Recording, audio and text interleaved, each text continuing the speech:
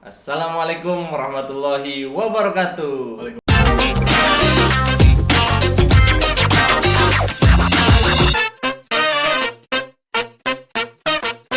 Assalamualaikum warahmatullahi wabarakatuh. Apa kabar semuanya?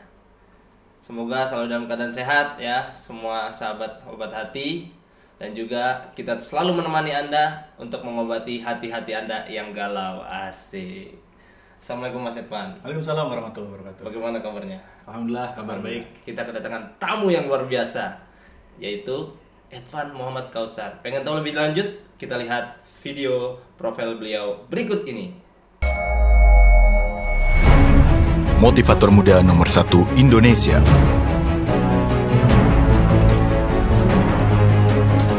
Menjadi motivator sejak berusia 14 tahun. Jadi aktor film layar lebar nasional.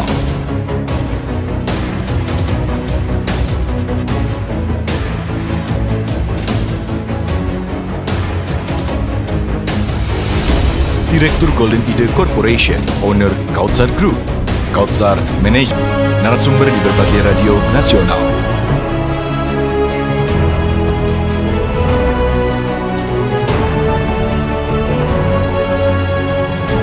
Narasumber di berbagai TV nasional.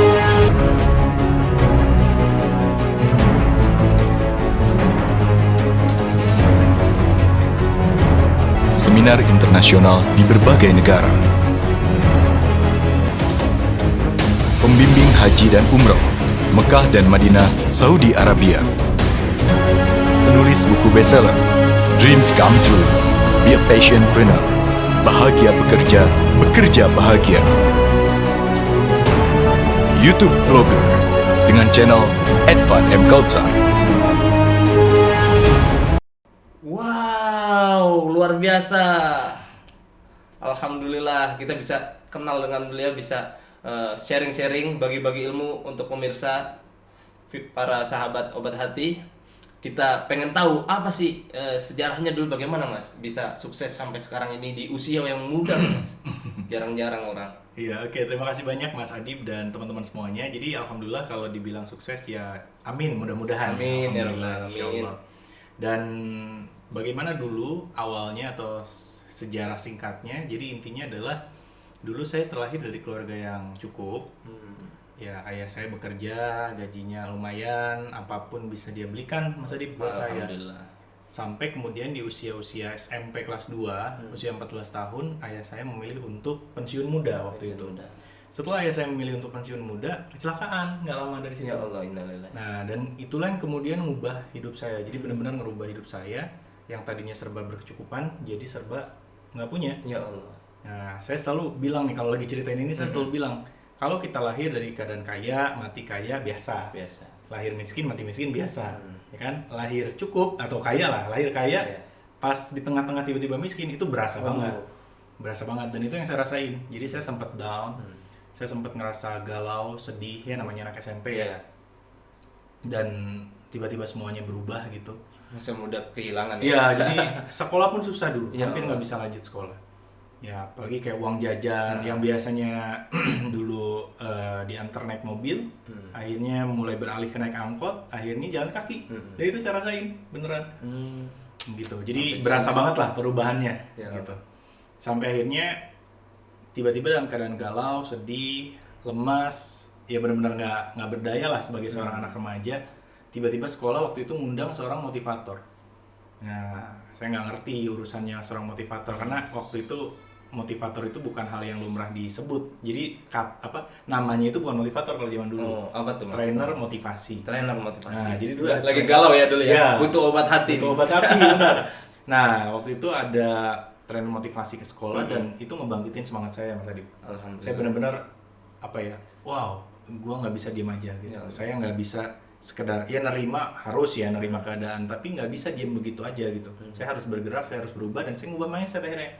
Bukan lagi orang tua yang wajib menafkahi saya sebagai anak, bukan orang tua lagi yang wajib memberi saya uang buat bisa sekolah dan seterusnya, tapi justru saya yang harus bisa menghasilkan uang dan memberi mereka uang. Oh, alhamdulillah. Ya, jadi sampai waktu itu saya langsung bilang Tuntutan hidup ya. Jadi ini sebenarnya atas izin Allah juga ya, semua atas izin Allah, Allah kasih jalan seperti ini. Dan waktu itu saya langsung bilang sama ibu saya bilang, Bu, AA, saya orang Sunda, saya bilang AA bakalan ngajak ibu ke Baitullah sebelum usia 20 tahun. Padahal dalam keadaan minus tuh, ya, dalam keadaan nggak punya apa-apa kan. Ibu saya senyum aja, amin, gitu kan. Ya atas izin Allah ternyata satu persatu impian itu tercapai. Jadi saya mulai SMP itu saya mulai jualan baju bola, jualan sendal, ikutan MLM, macam-macam lah, gitu. Sampai jualan makanan juga pernah. Kemudian juga pernah juga saya, mulai juga buka kelas-kelas seminar. Buka kelas mulai ya, karena saya ngerasa gini, gila ya, gue dalam keadaan sedih, galau, ya kan, lagi terpuruk lah, tiba-tiba kok jadi semangat kayak gini gitu. Tiba-tiba gue jadi bangkit banget nih semangatnya. Berarti di luar sana pun mungkin banyak juga anak-anak muda yang sedih, galau butuh obat hati dan butuh sosok motivator. Makanya saya memilih jalan salah satunya menjadi pengusaha dan motivator. Alhamdulillah. Gitu. Dari situ ketemu jalannya ya. Kalau gitu dari kisah sukses jadi tokoh pemuda milenial, salah satu bagian dari 10 motivator terbaik di Indonesia. Oleh karena itu, kita pengen tahu nih Mas, seperti apa sih pemuda yang baik itu nih, kita kasih pesan-pesan untuk para anak-anak muda milenial itu. Ya, pemuda yang baik itu adalah pemuda yang mau berjuang, gitu. Karena banyak pemuda yang memilih jadi kaum rebahan. Kaum rebahan ya? Iya kan? Iya nggak sih? Mager ya? Iya. Mas. Jadi banyak orang, ini kita jangan dulu bicara pemuda deh, nanti saya jawab itu ya. Tapi intinya banyak orang tua yang di masa tuanya menyesal karena masa mudanya dihabiskan untuk melayani rebahan. Bener nggak? Karena ya pas mudanya nyantai-nyantai, kongko-kongko, nongkrong, kongko, ya pokoknya mereka jadi kaum rebahan dan akhirnya pas masa tua baru kemudian mereka menyesali masa mudanya. So pemuda yang terbaik adalah satu yang mau berjuang. Berjuang untuk apa? Agama dan bangsa. Ya agama dengan dia belajar agama, mendakwahkan kebaikan-kebaikan seperti Mas Adib contohnya.